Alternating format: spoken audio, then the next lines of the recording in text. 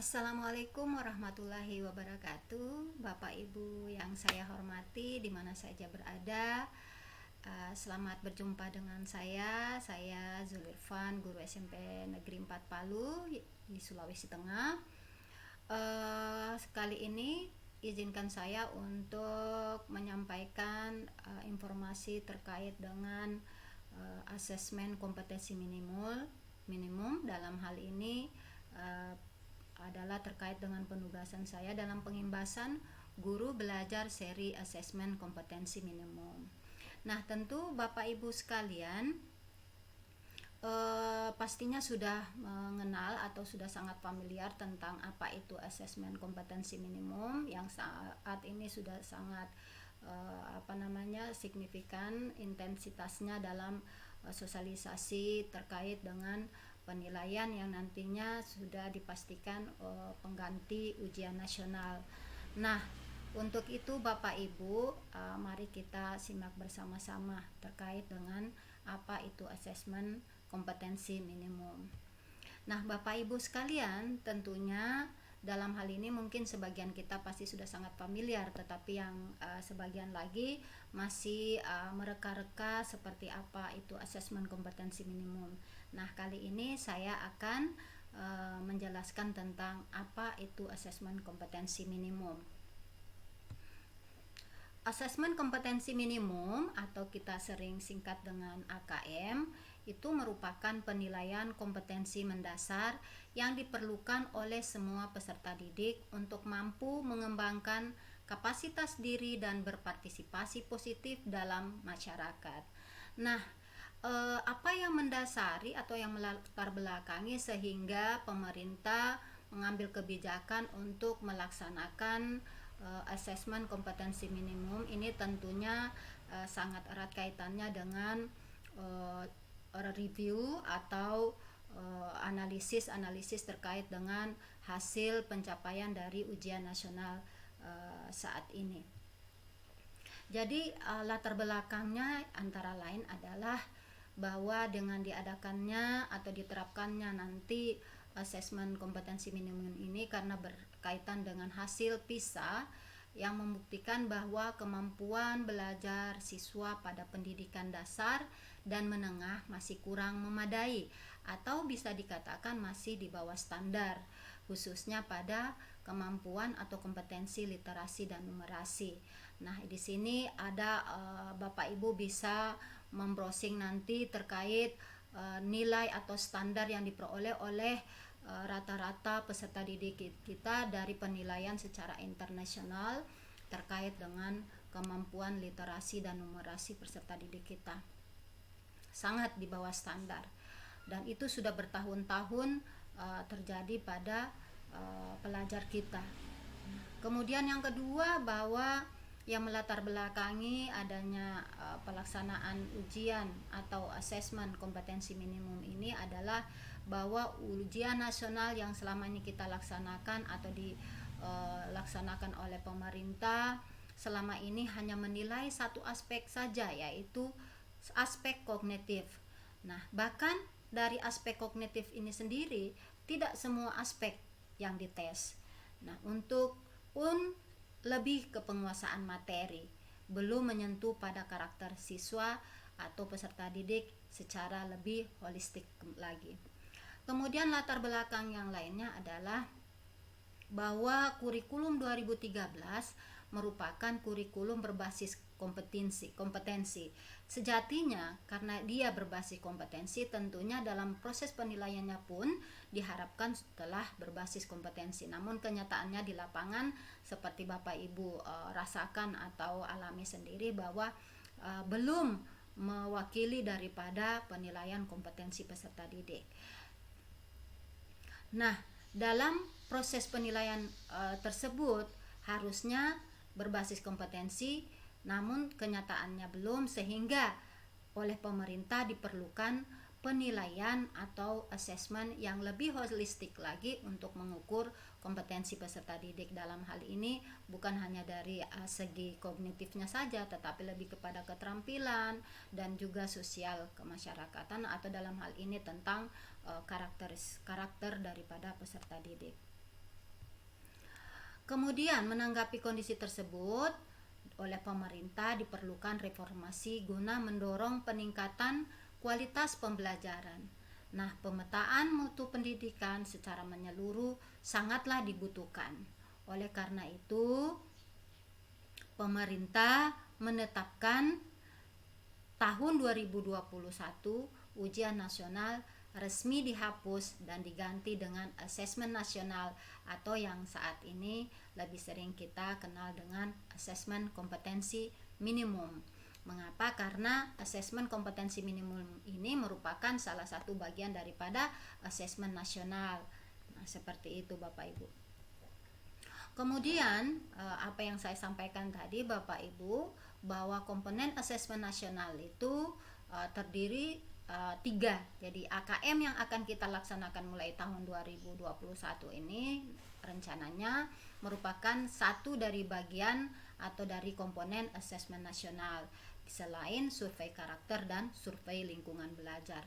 Nah, dalam asesmen kompetensi minimum untuk nasionalnya yang akan dinilai adalah terkait dengan kompetensi literasi dan numerasi. Sedangkan survei karakter itu ini lebih erat kaitannya dengan 6 profil pelajar Pancasila seperti yang sudah sangat familiar disosialisasikan oleh Menteri Pendidikan Nasional Bapak Nadiem Makarim, bahwa profil pelajar Pancasila itu terdiri dari 6 poin. Yang pertama adalah diharapkan peserta didik itu memiliki akhlak mulia atau berakhlak mulia, kemudian memiliki kemampuan bernalar kritis dan dapat memecahkan masalah. Yang ketiga adalah peserta didik memiliki kemandirian, kemudian memiliki kreativitas, memiliki sikap gotong royong, dan terakhir adalah memiliki sikap kebinekaan global. Nah, itulah survei karakter yang terdiri dari 6 profil pelajar Pancasila. Terkait dengan survei lingkungan belajar nanti akan kita bahas berikutnya. Yang paling utama di sini saya akan mencoba berbagi informasi terkait dengan asesmen kompetensi minimum khususnya dalam kompetensi literasi dan numerasi. Nah, di dalam asesmen kompetensi minimum ini yang seperti saya katakan tadi adalah ada literasi dan numerasi. Nah, di sini kaitannya dengan literasi membaca dan literasi matematika atau numerasi. Nah, apa itu literasi membaca?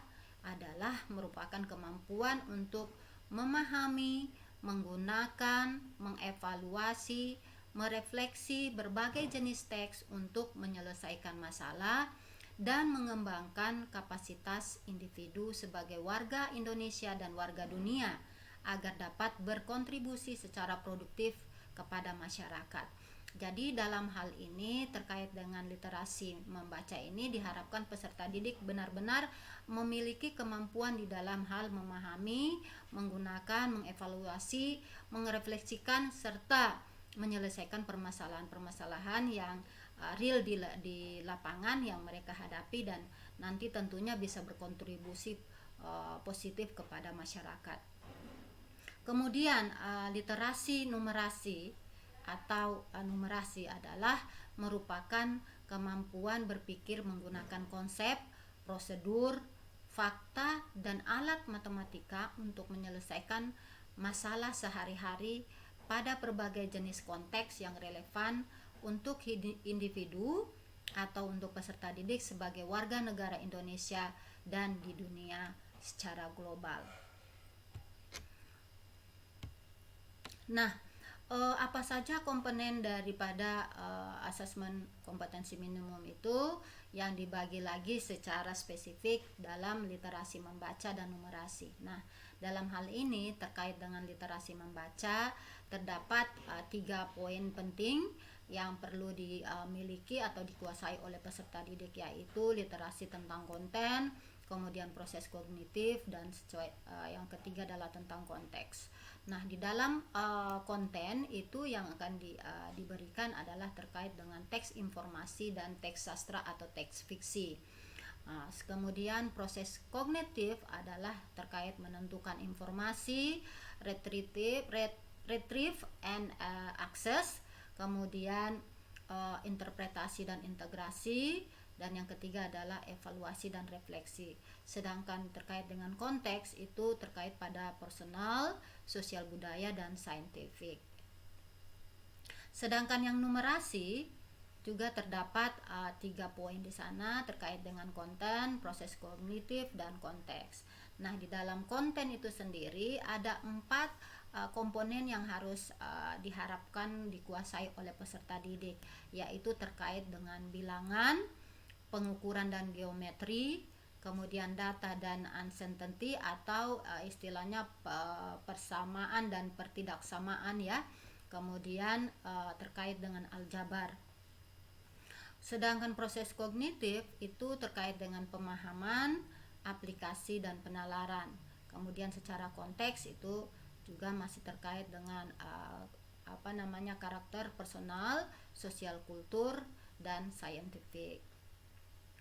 Bapak Ibu yang saya hormati, adapun bentuk soal dalam asesmen kompetensi minimum ini ada beberapa poin, misalnya seperti teks bentuk soal objektif itu ada pilihan ganda.